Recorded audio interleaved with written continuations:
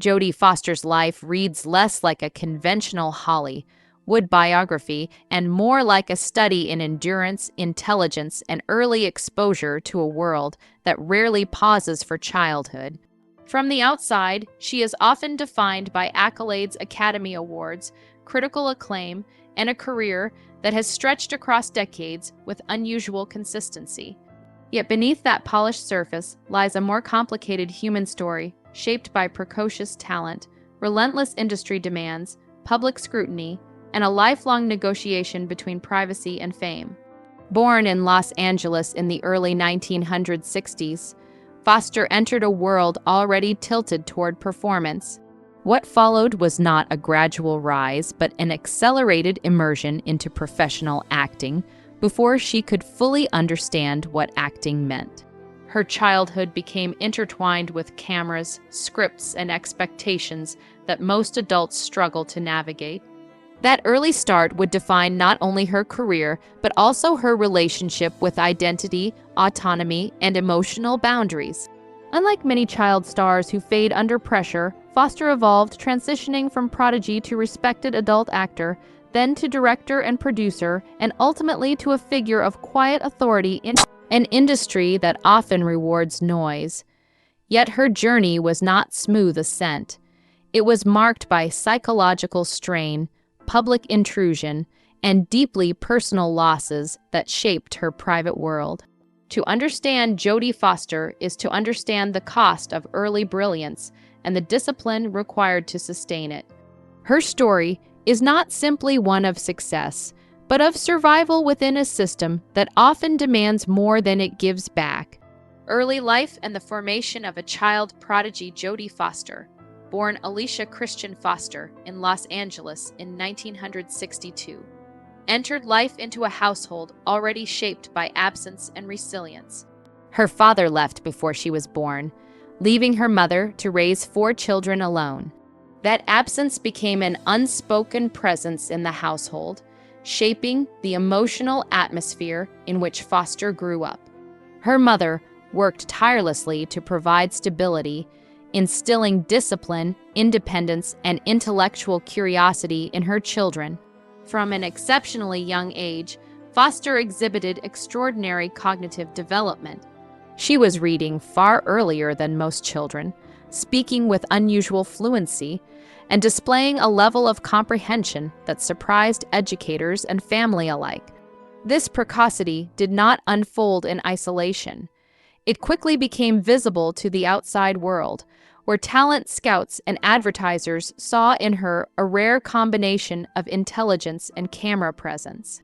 By the time she was a toddler, Foster was already entering the entertainment industry through commercials.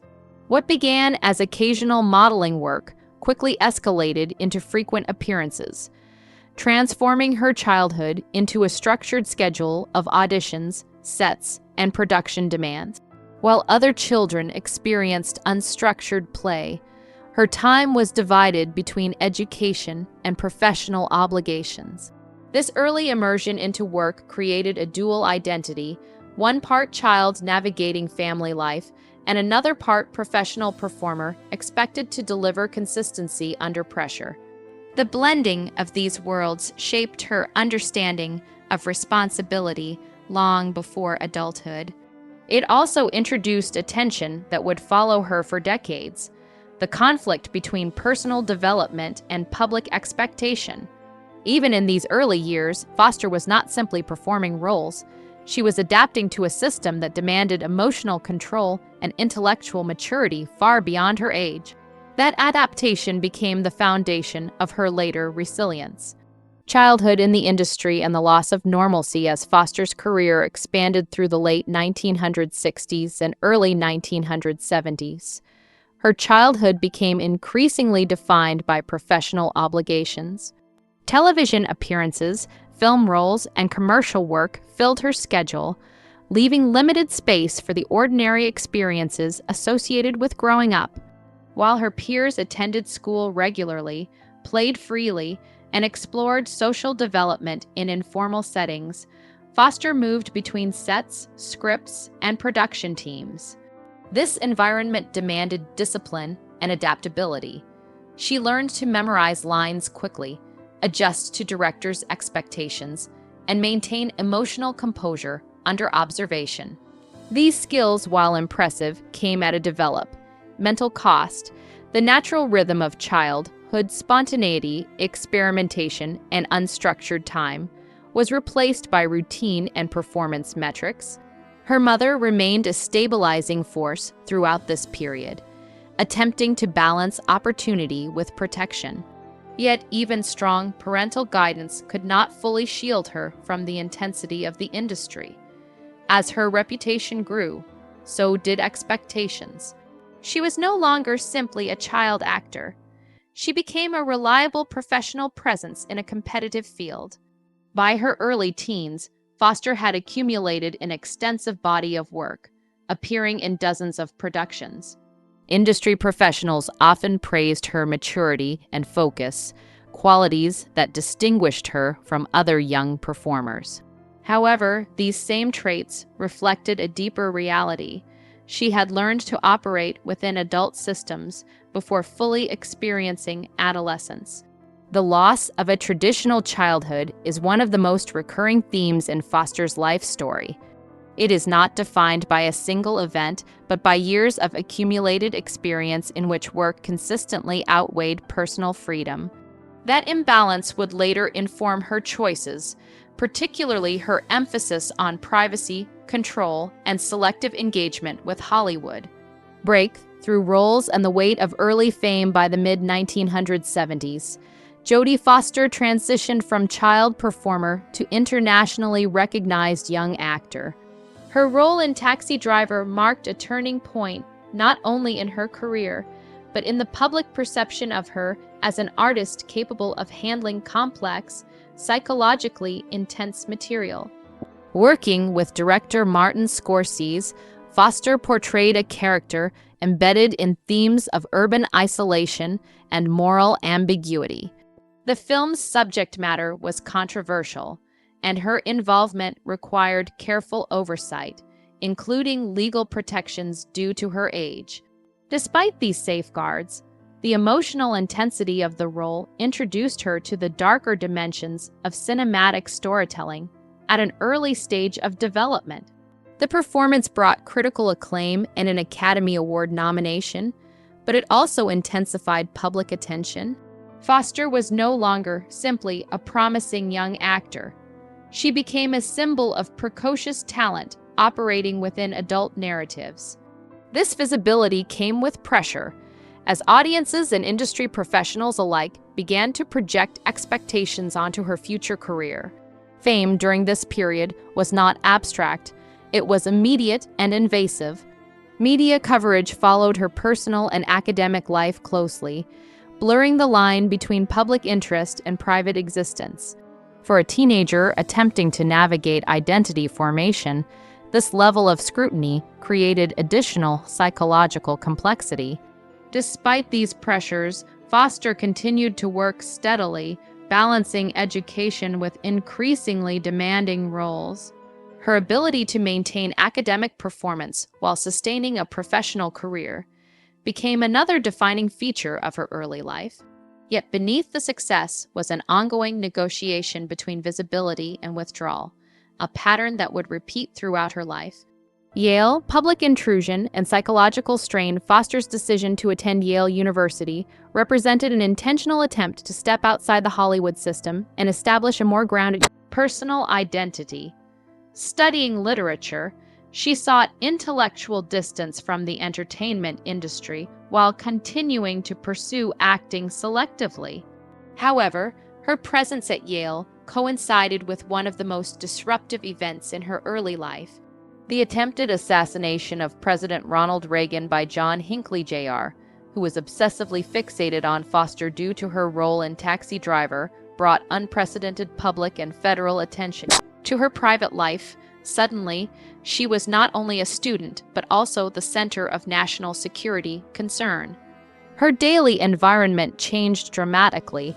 Security measures were implemented, surveillance increased, and her sense of normal campus life was significantly disrupted. The psychological burden of being constantly monitored, discussed, and protected created an atmosphere of sustained tension. During this period, Foster experienced significant emotional strain.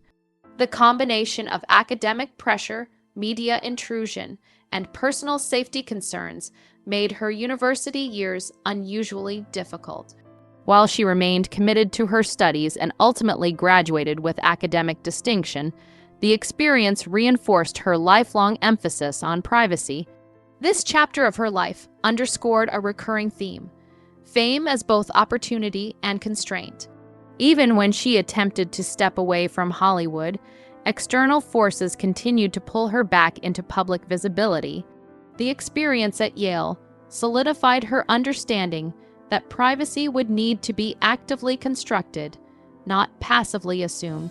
The accused and professional reinvention by the late 1980s, Jodie Foster faced a critical juncture in her career. After a period of relative professional uncertainty and fewer major roles, she returned to prominence with The Accused 1988, a film that demanded emotional depth and extraordinary vulnerability. Her portrayal of a survivor navigating legal and social systems marked a powerful shift in her artistic trajectory. The role required confronting difficult subject matter and channeling emotional intensity shaped by both personal experience and professional maturity.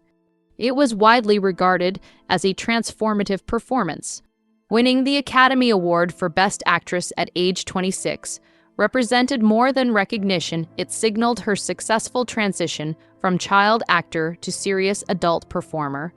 Unlike many former child stars who struggle with identity shifts, Foster managed to redefine her career on her own terms.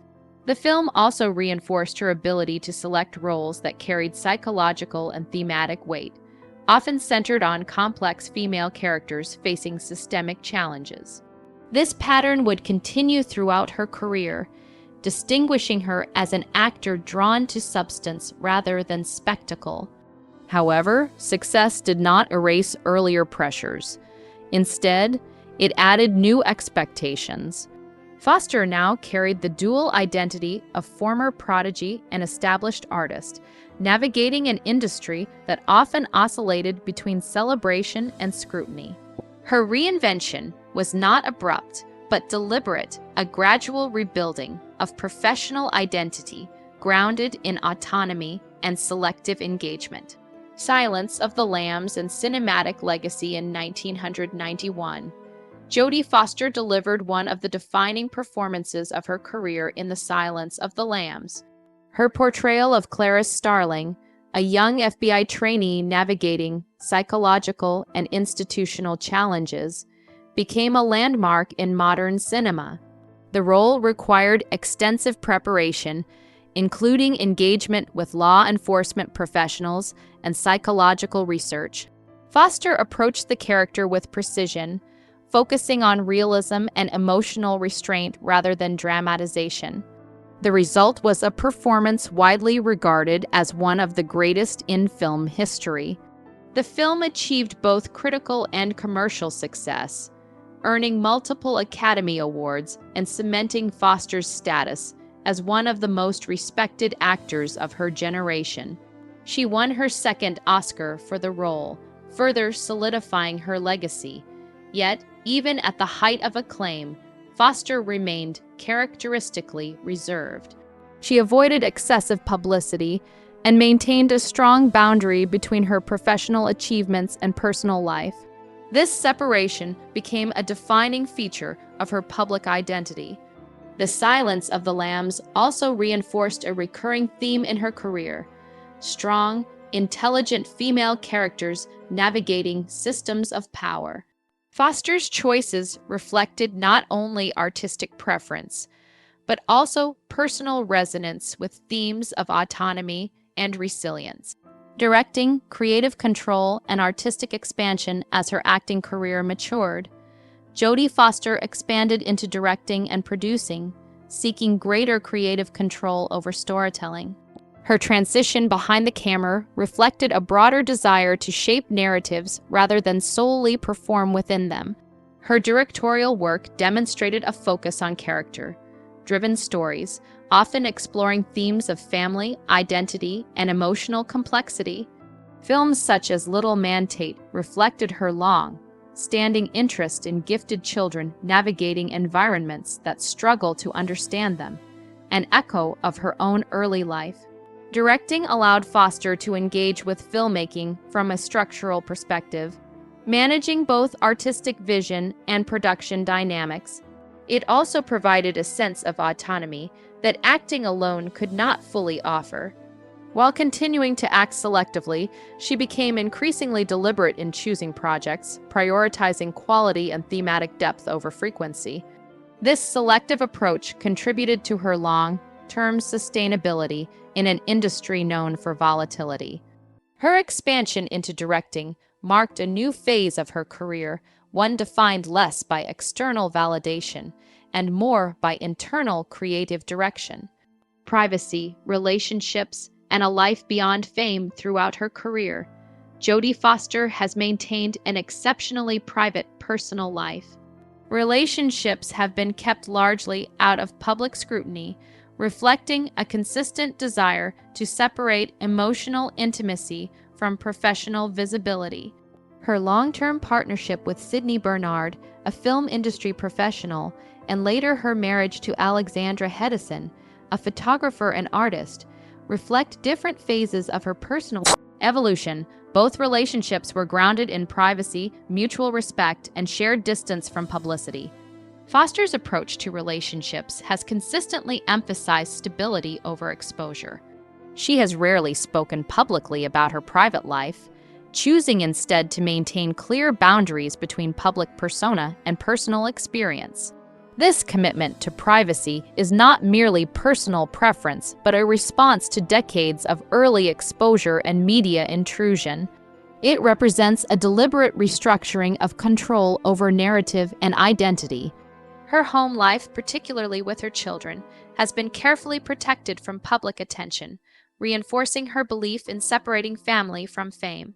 Motherhood and the construction of sanctuary motherhood introduced a new dimension to Foster's life, shifting her priorities and reinforcing her commitment to privacy. She raised her children with a strong emphasis on normalcy, education, and protection from media exposure. Her approach to parenting reflects lessons drawn from her own childhood experience in the entertainment industry. She has been intentional about limiting external intrusion, ensuring that her children could develop outside the pressures she experienced. Family life became a central grounding force, offering emotional stability amid a career defined by public visibility.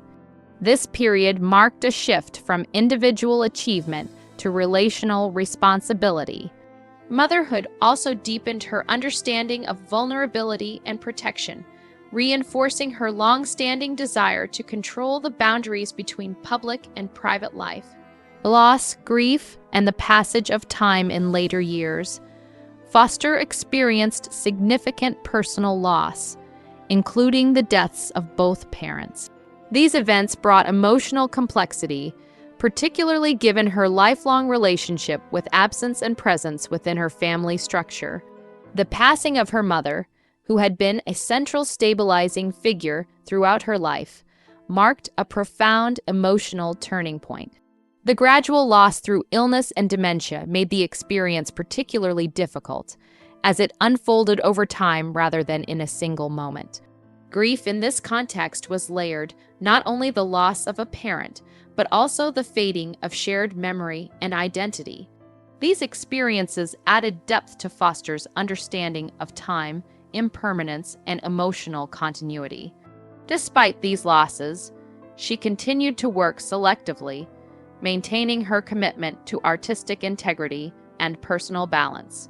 Later career, legacy, and quiet authority. In her later career, Jodie Foster has continued to work selectively in film and television, often returning for roles that emphasize complexity and emotional depth. Her performances remain marked by precision and restraint, reflecting decades of experience and self-awareness. She has also been recognized for her contributions to the industry as a whole, not only as an actor, but as a director and cultural figure. Her career longevity is notable in an industry often defined by rapid turnover. Foster's legacy is not solely defined by awards or roles, but by her ability to maintain control over her narrative in a highly invasive environment. She represents a rare example of sustained artistic relevance combined with personal boundary setting. Outro, a life defined by resilience and control, Jodie Foster's story is ultimately one of balance between visibility and privacy, success and cost, childhood and adulthood compressed into an unusually accelerated timeline. She is not defined by a single role or moment, but by the accumulation of choices made in response to extraordinary circumstances. Her life demonstrates that fame is not only an achievement, but also a condition that requires constant negotiation. From child prodigy to acclaimed actor, from public figure to private individual, Foster has continuously reshaped her identity to preserve autonomy and meaning. What emerges most clearly is not tragedy, but resilience, not in the sense of avoiding hardship, but in navigating it without losing oneself entirely to it. Her career and personal life reflect a sustained effort to maintain control over narrative, space, and emotional integrity. In a culture that often demands exposure, Jodie Foster's greatest act has been restraint. Her legacy is not only what she has performed on screen, but how she has chosen to live beyond it,